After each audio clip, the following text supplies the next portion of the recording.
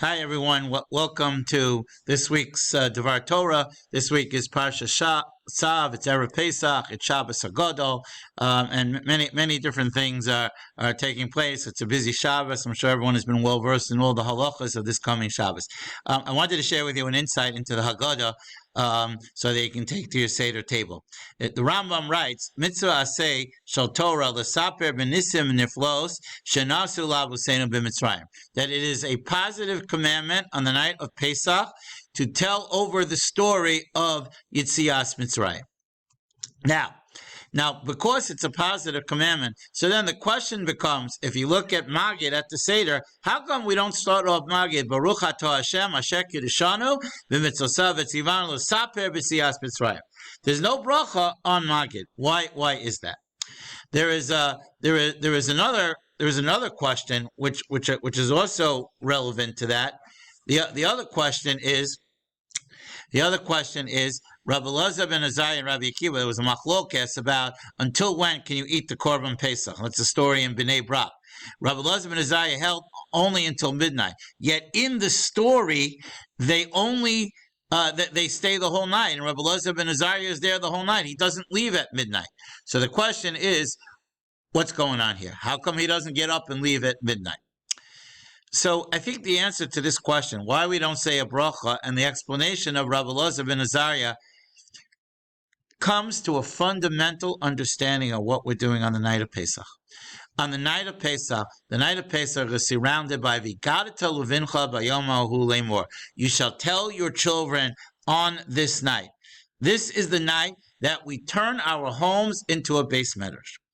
If you want to really understand what the mitzvah of Sipur Yitzias Mitzrayim is about, to tell the story of Yitzias Mitzrayim, it's about turning our homes into a beis medrash. It's about turning our homes into a place where we study Torah. On this night, the Torah that we study is simply the story of Yitzias Mitzrayim. But in the big picture, we're showing our children that not only is the yeshiva the place, not only is a beis medrash or a shul a place for studying Torah, but our homes is the most important place where we study Torah. And the lesson that we give over to our children on this night is not just the great miracles that Hashem performed for us, but the importance of the studying of Torah. And you have to study Torah in your house, and your house has to be built on a foundation of Torah.